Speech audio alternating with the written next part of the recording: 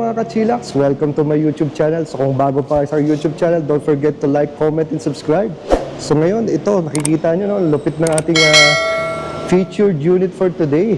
So ito na naman si Sir Mike para tulungan tayo. Hi mga ka-chillax! Sir, ano yung ating featured unit for today?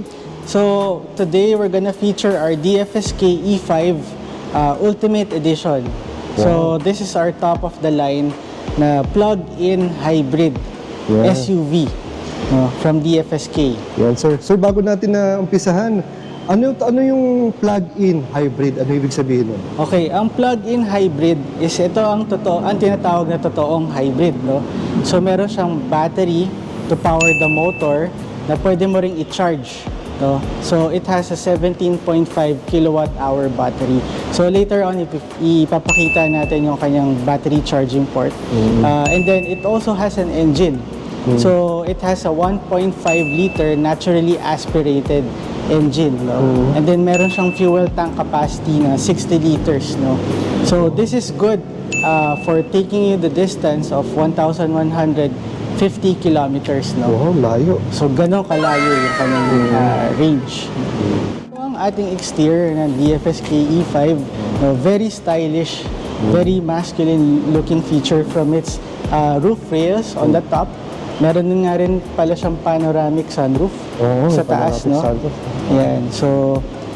So ito yung kanyang exterior designs, complete with all LEDs, lighting system. So ito yung kanyang DRL, extended yan pati sa gitna, no? Meron siyang projector headlamps na LED na rin. Wow. No?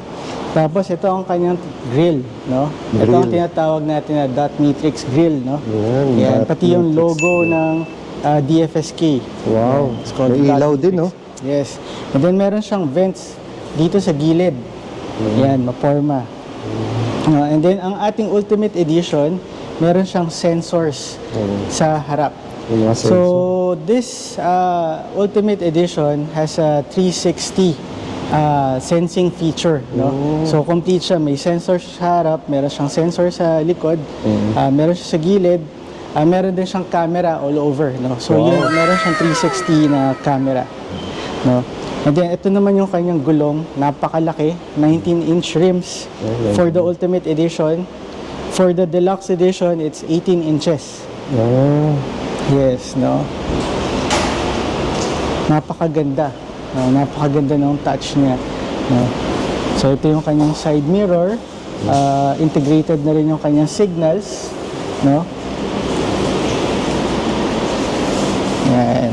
Tapos yung Ultimate Edition, so may pinipindot na lang dito yung pagbukas tsaka yung pag-lock, no? So yun yung kanyang roof rails. And then ito yung ating fuel tank, no?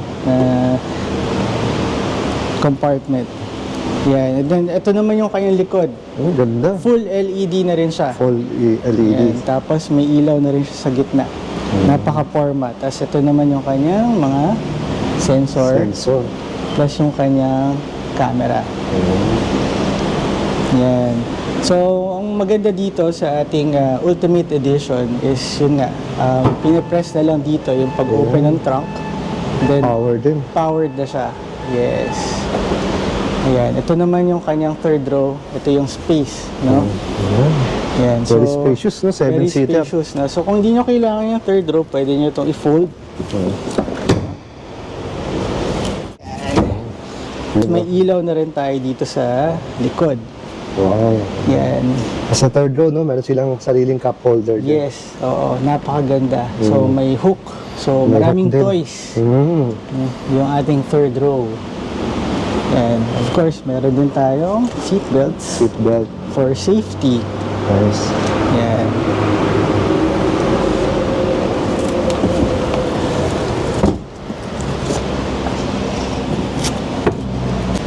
Yan. Tapos ito naman yung dito nakalagay ang ating tools, no? So ito yung kanyang charger. Tapos meron tayong tools dito sa ilalim. Ayun, no? So dito yung battery niya for the accessories. Tapos tire sealant, early warning device, tow hook, Oh. Yan. So ito rin sir pala no, walang spare tire. Wala siyang spare Oh, tire. tire sealant So, lang. that's, Ah. ganun na yung mga Pambomba. bagong kotse ngayon. Normally, hindi nakasama yung spare tire. Tire sealant na lang. Yan. Tapos, andito naman yung kanyang battery charging port. Battery charging port. So, later on, makikita ninyo kung paano siya binubuksan. Tama. Napaka-height. So ito mga ka-chillax, no? So upuan natin tong ating 7-seater na hybrid. Yan. Para makita nyo lang yung spacing natin dito. Yan. So kita nyo na yung space dito, no? Napakaluwag. Ayan. So ibang klase din dito. Gandang-ganda talaga ako sa sir, nito eh. Upholstery, ang ganda eh. Napaka-elegant and luxurious. Yun. Tapos ito pala ay merong 6-way power. So atras abante, nadi-decline even sa passenger tsaka sa driver seat. And up and down. Kaya 6-way siya. So sa gitna naman tayo. So ito yung pinaka-normal natin. Adjustment nung seats. Dito naman sa gitna, ayan. So as you can see dito, may sarili siyang vents. So hindi na tayo nakikipag-agawan sa harapan kasi may sarili na siyang rear vents dito. Ayan. So as usual, pinakita ko kanina, merong mga saksakan dito, USB, and may mga bulsa rin dito. So napakaluwag oh, imagine nyo. Aluwag, tingnan mo yung spacing ng aking knees papunta dito sa upuan na to, napakaluwag. And yung height, ayan. O, di ba? So hindi ka basta mauntog kahit matangkad. So nasa 5'8 or 5'9 ako. Para makapasok sa third row, no? So ganito yung kanyang mechanism. No? So fold lang ng konti. Fold, no? Tapos push. Yan. Yun. Okay. Yan. So hindi lang mga kids ang pwede dito sa likod, mga ka-chillax, oh. Ayan, no? So nito yung so tamang-tama lang. Ano yung Yan. height nyo, Boss Will? Mga 5'8". 5'8", yan. So Yan. sa 5'8 na height. So pwede kung Yan, talagang sakto. kailangan nyo ng upuan, no, sir? Oo. So, pero yung third row, hindi talaga siya pang adults. So, it's meant for kids. No? Correct. Pero, itong second split na to, hindi to nauusog eh. Yung adult, pwede siya dito. Kasi ito, nauusog tong, Ito nausog, tong ito part hindi. na to. No? Ayan. So, kung medyo mas matangkad tayo, pwede yung adult dito para at least medyo nakaharap Tama, yung seats. Importante, kahit papaano, merong extra seats dito. Yes. Kaya 7-seater siya.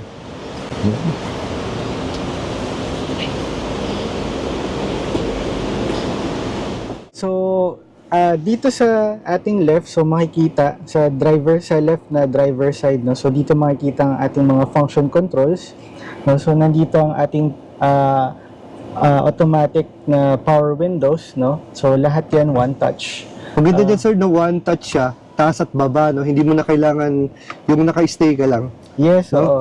Parang Oo, push button lang siya. So bihira yung feature na yan. So normally sa mga luxury cars lang Yes. talaga makikita On yung top of ganyan the na feature, no? Yan. So dito naman sa ating gilid, nandito yung ating ibang controls. Nandito yung ating 360 na control. Nandito yung ating control ng ating trunk, no? Yan. Tapos nandito yung control ng ating ilaw, no? Kung paano ile-level yung ating ilaw sa harap, no? Tapos dito naman sa ating steering wheel, no? So it is covered with leather materials, no? So napaka-sarap hawakan. D-shaped na rin siya, no? So very sporty yung dating. Tapos nandito naman yung controls ng ating cruise control. Tapos nandito naman yung controls ng ating Bluetooth headset, no? Yan. Tapos ito naman tong ating infotainment screen, no? So napakahaba, no? So andito yung ating infotainment, nandito yung ating cluster screen, no? Tapos yung dashboard niya, very luxurious. Lahat to soft touch materials. Ganda nga ng make, no? Ang ganda nung kanyang leather interior. Sobrang quality. Yes, and then yung dito, there's a touch of wood, no? No? Although hindi yan real wood, no? But there's a touch of wood. Very elegant, no? So, going back in this area naman, yung kanyang center console, napakalapad, elevated siya, no? Tapos ang dami niyang toys, no? So, yan. So, dito yung bukasan sa gitna. Tapos dito naman may ilalagyan ng cup holders, yes. Tapos dito meron pang pocket dito. This one is a wireless charger. No? Wireless charger. Yes. Ang galing. So, mag-charge siya. Yan. Mag-charge yung phone ko. Yun. Tapos nandito yung kanyang 12-volt socket and then may USB tayo dito. USB port. Tapos nandito yung controls, no, ng aircon. So aircon controls, temperature controls. Nandito yung control ng kanyang mode. Tapos fan control. Yan, yung mga fogger, defogger. Yun. And then the rest, so yun lang. And then the rest, dito na makikita yung kanyang controls, no. Yan. So actually pwede nyo makontrol yung tightness ng steering wheel, no, dito sa steer ganun wheel. siyang feature, no? Yes, oo. Kung gusto nyo medyo mas matigas yung steering niya, so you can switch to sport mode. Ang normal lang is yung comfort, tapos may normal. Galing, pati steering, nakokontrol yung ano, Yes, yes. yung oo. stiffness niya. Yes, yes, true. No? So, actually, pag in-explore tong screen na to, napakarami pang hidden features. Itong ating Ultimate Edition nga pala, meron na siyang built-in dash camera. Yan. So, aside from the ADAS, aside from the rear camera, meron na siyang built-in dash cam. So, additional safety feature. Plus, meron siyang airbags, no? So, six yung kanyang airbags. 6 airbags. So, it's talaga, it's packed with safety features. So, pansin ko rin pala, sir, meron pala to, ano, push start. Yes, push start na yung kanyang ignition. Yan. Tapos dito, yung kanyang, ano, pinaka-stick, ano. Oo. Ito yung controls niya. So, it has a park mode, drive, neutral, and reverse, no? So, to control that, syempre, step on the brakes, tapos pipindutin lang to, tapos doon kayo mag-shift. So, nakalagay naman dito, no? Yes. Ayan. so- May R for reverse, D for drive, and for neutral. Nandiyan yung camera. Oh, ayan. Yes. Linaw. Park. So, pipindutin lang siya to park. Pindutin lang. Tapos nandito yung kanyang mga controls, no? So lahat to electronic na. So electronic parking brake. Ito yung mode niya. Ayan. Whether you want to switch to full electric Full electric. or hybrid Hybrid, mode. No? So dalawang mode siya. So pwede kayo mag-switch kung gusto niyo full electric, pwede. Kung gusto niyo naka-hybrid kayo, pwede. No? Tapos may auto hold na siya. May drive mode siya. So currently it has sport mode, comfort mode, and eco mode. Tapos meron siyang hill hold control and then traction control. So yun yung mga very wonderful features ng ating DFSK E5. And then yung ano nga pala, yung pag-adjust ng kanyang manibela. Taas baba. Taas baba. Telescopic pala telescopic din. siya. Yan, yung ating Ultimate Edition is telescopic. Yan. Kasi itong ano, unit to is yung ano, This is the top of the line. top of the line. Unit, yes. Tapos, pag tinignan nyo dito sa taas yan, may sun visors, may yung mga vanity mirrors, meron na siyang Headlight ilaw. na, no? Oo. No? Tapos, meron din kayong sunglass holder dito. Wow. No? Yan. Tapos, nandito naman yung control ng ating panoramic sunroof. Ang galing! Ang galing!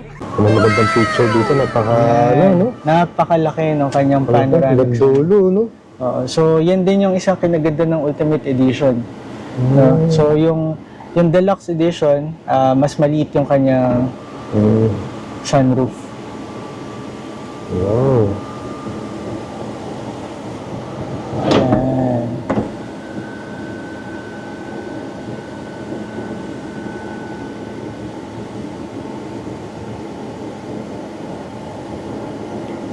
Nice. Tapos, meron na rin tayong vents dito sa second row, no? So, hindi maiinitan yung mga passengers. Kaya nga, maganda ko. Tapos, may port din dito. May, Dyan. mm,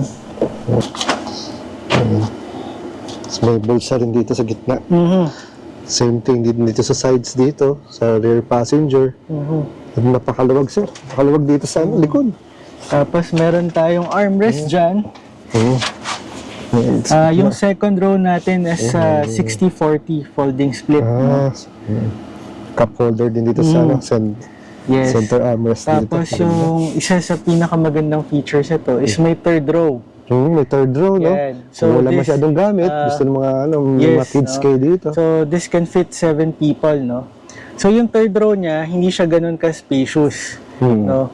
Pero yun nga, it's a nice to have feature, no? Maganda na at least meron kayong third row kasi emergency purposes or may dala kayo, marami kayo, tapos may mga bata, at least meron kayong third row. Tama. Hindi kayo kukulangin, no? Pero hindi nga lang siya ganun ka-spacious, no? So kung konti lang naman kayo, pwedeng itupi nyo na lang yung third row para mas marami kayong gamit na malagay. Tama. Sa ceiling dito, sir, may ilaw din, no? Second row, may ilaw. Yes, oo. Tapos, correction nga pala, Boswell, dun sa kanyang horsepower, no? So, yung horsepower niya is, combined horsepower is 270 or 280 horsepower. Then, the maximum torque is nasa 450, yung maximum torque. 450. Yes, oo. Ano pala, sir, nito? Top speed? Top speed niya, normal na cars naman, kung ganun ka-powerful, mga 160, 180, kaya yan. Oo. Tapos, yung kanyang battery is 17.5 kWh. Yung range ng kanyang battery is 87 kilometers kung full battery Full battery. yung gamit, no? Pero meron siyang 60 liters na fuel tank capacity. Ang displacement naman ng kanyang engine is 1.5 liters, no? Naturally aspirated, no? So, hindi siya turbo. Yan. Pero, normally, pag mga hybrids is combined power naman. So, pag kinombine yung power nung engine tsaka nung battery, nung motor pala, yun. So, nasa around 270 siya. Plus, yung maximum torque niya is nasa around 455 yung maximum torque. So, ang isa pang magandang feature nito is may regen na feature, no? So, pagka 20% na lang yung battery, so, automatically gagana yung mag-activate yung kanyang regen na feature, no? So, para hindi siya totally malobat. No? So, yung regenerative feature ng mga EVs or hybrid cars is yun yung tumutulong para mag-regenerate yung battery, no? So, it adds more to the range. So yun, sir, idadagdag ko lang, no? So, ayon sa pagkaintindi ko, sir, so itong unit natin is really powered lang talaga ng ng electric. Bali tinutulungan lang ng gasolina. Pag malolobat na siya, saka lang magbabawas yung ng gasolina, 'di ba? Yes, yes. Diba? Totoo. Parang yun yung parang pinaka niya, parang pinaka So ano talaga siya? It's built to be an electric full electric. Oo, 'di ba? Oo. Kasi so yung pagka-hybrid niya is yung paggas mo is yun nga para talagang mapagana yung kanyang electric motor. Kaya all the time, hindi siya katulad ng iba na parang pwedeng gasoline, pwedeng electric. So ito talaga electric. So tutulungan lang pag malapit na malobat, saka lang magbabawas ng gasoline to power up nga nung diba? Yun ang maganda sa plug-in hybrid. Yeah. So kung talagang naghahanap kayo ng matipid or malaking range, imagine 1,150 kilometers yung full range ng vehicle na to. So, gaano katagal bago maubos yung 1,100? Baka abutin ng 2 months or 1 month and a half, hindi pa kayo nagpapagas. Plus, yung kanyang fuel tank is 60 liters, no? So, napakalaki ng kanyang fuel tank. No? So, kung talagang pangmalayuan yung habol ninyo, plug-in hybrid kayo. Yun nga yung sinasabi nila, pagka city-city driving, kung di naman kayo masyadong lalayo, maganda mag-full electric vehicle. No? Pero kung gusto nyo medyo lumalayo kayo, yun, plug-in hybrid is the best option for that. Tapos isa pang features nito, sir, di ba pwedeng may bolt, ano yun? Bolt to load. Volt to load. Yes, oo. So, pagka lalayo kayo, magka-camping kayo, or yung battery niya is pwede niyong gamitin to power other materials no, or other electronic gadgets. So, yun yung kinaganda nito, ng unit ito. Plus, and then yung charging port niya is GBT. GBT. So, wala siyang fast charging. GBT yung charging port niya. So mga ilang hours, sir, para ma-fully charge yung sa battery nito? According to the brochure no, or technical specifications, nasa 4 hours. No? 4 hours. So, yun, hindi natin maano yun. But with its, maliit lang naman kasi yung, battery, yung battery niya. So, realistically, 4 hours siya. 4 hours, not bad, di naman ganun katagal. At the same time, naman to, hybrid. Yes, totoo. Yan. Tapos ang kinaganda rin pala nito, ng ating Ultimate Edition, meron na siyang built-in air purification system. So, katulad ngayon, medyo nauso na naman yung COVID. Parang pwede na pakita dyan. Yan, yung green. Yan. Ayun, one-click purification. Grabe, no? Para siguradong purified yung air na sa aircon, malinis. Yeah. Yan. So, yun yung mga nice to have features no sasakyan na to. Yan. Tapos, sir, nandiyan din yung sir, yung pindutan para mabuksan yung fuel and yung sa charging. Yung fuel trunk. Yung pakita na. Yan. So, nagbukas na siya. Kasi ito naman para mabuksan yung charging tank. Kasi hindi katulad nung iba, sa labas pa lang, pwede close and open. Dito, kailangan pindutin nyo muna yan. Diba? Yes, tapos ito naman yung kanyang day and night mode. Day and night mode. Yan. So, yan, pang-control ng ilaw.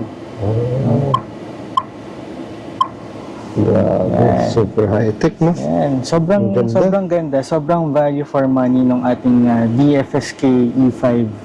7-seater pa, no? Tapos, itong Ultimate Edition nga pala, ang isa pang maganda sa kanya is 12 yung kanyang speakers. 12 speakers, wow. Yeah, so, napakaganda ng kanyang sound system. No? Wow. So, 12 yung speakers. Talagang hindi tinipid tong unit na to. Value for money. Blind spot monitoring, lane changing assist, rear collision warning, rear cross traffic alert, door opening warning. No? So, kompleto yung kanyang ADAS. Available colors ng ating DFSK E5 is meron tayong white, meron tayong green, meron tayong gold, tsaka meron tayong black. Wow! So, ang daming features no? Ang daming colors, no? Yes, so we have 4 color variants.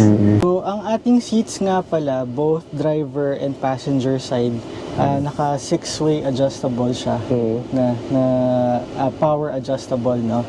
Tapos yung kanyang seats is ventilated din. Wow, So, may ventilated. ventilated feature siya. So, pag matagal kayo nakaupo, tapos medyo mainit, so hindi kayo pagpapawisan. No? So, dahil meron siyang ventilation, no? So, heat and cold temperature. Wow, ang galing, no? Para kang nagpaspa na rin dito. Okay. Yes. Wala lang siyang massager. Wala lang massager, no? Pero yun, ventilated siya, which is very useful feature. So yun, sir, regarding naman sa warranty. Okay. So, ang warranty ng ating DFSK E5 is the usual 3 years vehicle warranty, 6 years motor and battery. No? Yan. Tapos, ang ating price naman ng ating DFSK E5, so, nag-i-start ito sa 1.588 million. So, 1,588,000 for the deluxe model. And then, ang ating top of the line naman na ultimate model is 1,880,000. No? So, and then, we can still give discounts. No? So, just talk to us. Tapos, ang mga freebies naman niya or ang mga kasama is kasama na yung 3 years LTO registration, floor mats, kasama na rin. Tapos, yung kanyang portable charger, basic repair kits kasama na. Yung mga nakita nyo kanina, yung mga tire sealant, tow hook, early warning device, kasama na lahat yun. Wow. So, bala ng mga modes of payment natin. So meron tayong cash payment, meron tayong bank financing, ayun. So, sir, saan sila pwedeng bumisita para makita ang unit? Okay, just message us, EV Supreme, no? And then we can accommodate your inquiries naman. So again, sir, thank you very much again sa pagpapaunlak mo sa ating mga kachilaks. So, till the next ride, sir. Thank you, sir. It's our pleasure, Boss Well. Napaka-raming salamat. Okay.